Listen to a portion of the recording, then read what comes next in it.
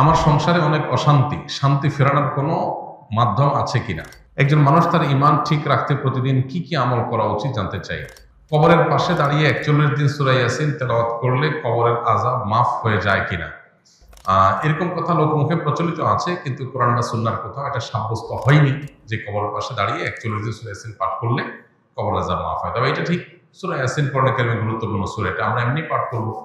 কবরের পাশে গিয়ে দাঁড়িয়ে ৪১ বার পাঠ করলে আযাব মাফ হয় এরকম কথা হাদিসে আসেনি। যেহেতু হাদিসে আসেনি, আযাবের বিষয়টা অদৃশ্য জগতের বিষয়।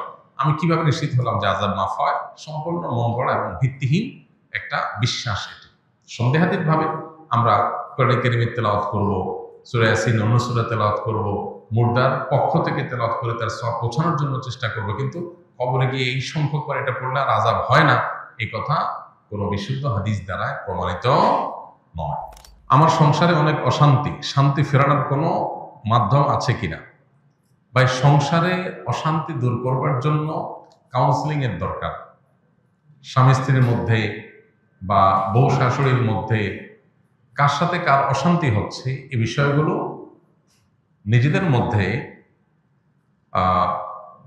বোঝাপড়া বাড়ানোর জন্য, সমস্যাগুলো দূর করার জন্য নানাবিধ কাউন্সিলিং এর উদ্যোগ হওয়া উচিত। মধ্যস্থতাকারীদের মাধ্যমে সমাধান করার চেষ্টা করা উচিত। আমাদের দেশে এই সমাধানের পথটা খুব একটা নাই।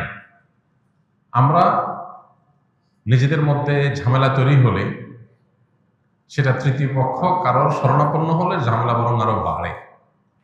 মূলত এই বিষয়ে যারা এক্সপার্ট আছেন, যারা মনোমালিন্য, দ্বন্দ্ব, কলহ এগুলো দূর করার জন্য অভিজ্ঞ, তাদের শরণাপন্ন হয়ে কাউন্সিলিং দরকার।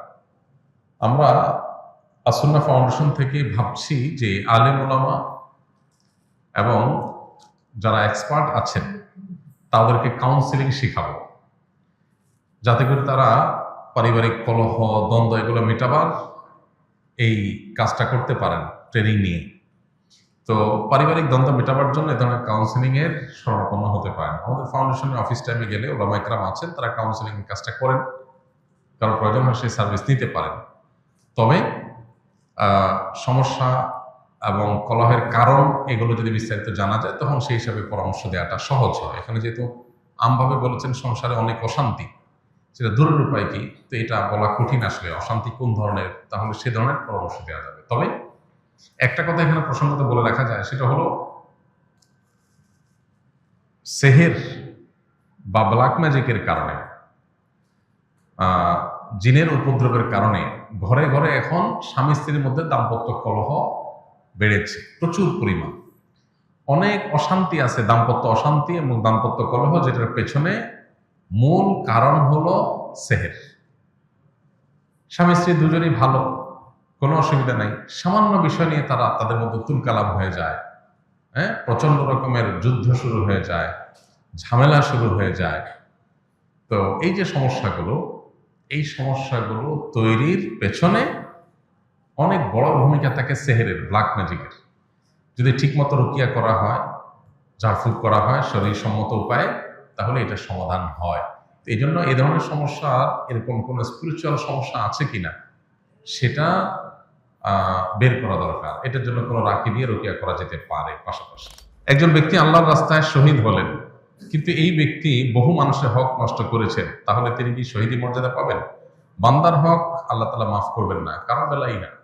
অতএব কেউ আল্লাহর রাহে গিয়ে জীবন বিলিয়েছেন, এটা ভালো কাজ হলেও তিনি যে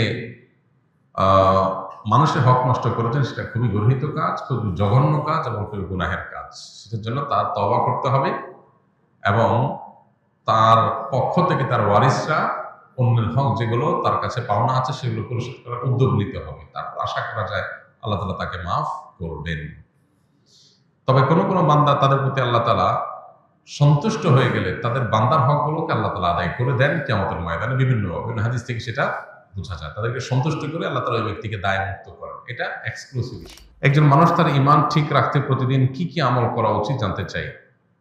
আমাদের ঈমান যেন ঠিক থাকে, ঈমান যেন অটল অবিচল থাকে, ঈমান যেন নষ্ট হয়ে না যায়, সেজন্য ঈমানের পরিচর্যা করতে হয়, ঈমানের নবায়ন করতে হয়। প্রথমত ঈমান সম্পর্কে আমাদের প্রচুর পড়াশোনা করা দরকার। ঈমান নিয়ে বহু বই পুস্তক আছে, বাংলায় অনেক সুন্দর সুন্দর বই আছে ইমান নিয়ে। একটা বই আছে ইমান সবার আগে, আব্দুল মালিক সাহেবের বই, আরো বেশ কিছু বই আছে। তো এই ইমান নিয়ে আমাদের বইগুলো পড়া দরকার। কিতাব তাওহীদ আছে, বাংলা অনুবাদ হয়ে গেছে। তারপর তাকওয়াতুল ঈমান আছে, বাংলা অনুবাদ হয়ে গেছে।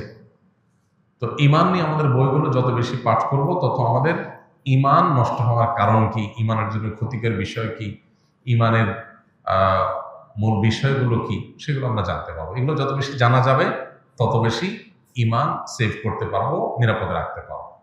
দ্বিতীয়ত, ইমানকে ধরে রাখার জন্য, ইমানের উপরে অটল অবিচল রাখার জন্য, ইমান যেন নষ্ট হয়ে না যায়, ইমান যেন ভঙ্গ হয়ে না যায়, সেজন্য আমাদেরকে বেশি বেশি কোরআনে কারীমের তিলাওয়াত, আল্লাহর আয়াত, আল্লাহর নিদর্শন, কুদরত, এগুলো নিয়ে গবেষণা, চিন্তা, ভাবনা করতে হবে। আল্লাহ বলেছেন ওয়াইদা তুলিয়াত আলাইহিম আয়াতুহু যাদাতহুম ঈমানা। আল্লাহর আয়াত যখন পাঠ করা হয়, তখন তাদের ঈমান বৃদ্ধি পায়। এজন্য কোরআনে কারীমের আয়াত তেলাওয়াত করা, অর্থ সহকারে বোঝা, আল্লাহর কুদরতগুলো নিয়ে চিন্তা গবেষণা করা, এগুলো মানুষের ঈমান বৃদ্ধিতে সহায়ক হয়। পাশাপাশি ঈমান সংরক্ষিত রাখার জন্য কিছু দোয়া নবীজি শিখিয়েছেন, যেমন রব্বানা লা তুযিগ কুলুবানা বা'দা ইয হাদাইতানা ওয়া হাব লানা মিন লাদুনকা রাহমাহ ইন্নাকা আনতাল ওয়াহ্হাব। এটি কোরআনে কারীমের একটা দোয়া, যার অর্থ হলো, হে আমাদের রব, আমাদেরকে আপনি হেদায়েত দেওয়ার পর অন্তরগুলোকে আর বক্র করে দিবেন না, বিভ্রান্ত করে দিবেন না। আপনি সবকিছু দানশীল, সবকিছু দান করে থাকেন। এখানে ঈমান যেহেতু আপনি দিয়েছেন আল্লাহ, আর আমি যেন বেঈমান হয়ে না যাই, আমি পথচ্যুত হয়ে না যাই, এই জন্য আল্লাহর কাছে দোয়া করা হয়েছে। এটা গুরুত্বপূর্ণ একটা বিষয়। অনেকেই আছেন ঈমানদার হয়ে পৃথিবীতে জীবন যাপন করেন, দুনিয়ার জীবন কাটান, কিন্তু একটা সময়, আল্লাহ মাফ করো, ট্র্যাক চেঞ্জ হয়ে বেঈমান হয়ে নষ্ট হয়ে যায়। বিশেষ করে গোটা পৃথিবীতে কিয়ামত যত নিকটবর্তী হবে, ঈমান ধরে রাখা তত চ্যালেঞ্জিং হবে, তত টাফ এবং কঠিন হবে। কারণ ঈমান নষ্ট করার জন্য হাজারো আয়োজন আছে, যেটাকে আমরা আমাদের জন্য উন্নতি, অগ্রগতির বিষয় মনে করি। তার অনেক কিছুই আছে যেগুলো আমাদের ঈমান হরণকারী বিষয়, মূলত শয়তানের দূরবর্তী প্ল্যানের অংশ। এই জন্য আল্লাহর কাছে পানা চাওয়াটা হলো ঈমান রক্ষা করার জন্য সবচেয়ে কার্যকর উপায়। আল্লাহ যেন হেফাজত করেন, সেজন্য দোয়া করতে থাকতে হবে। আল্লাহ আমাদের তৌফিক দান করুন।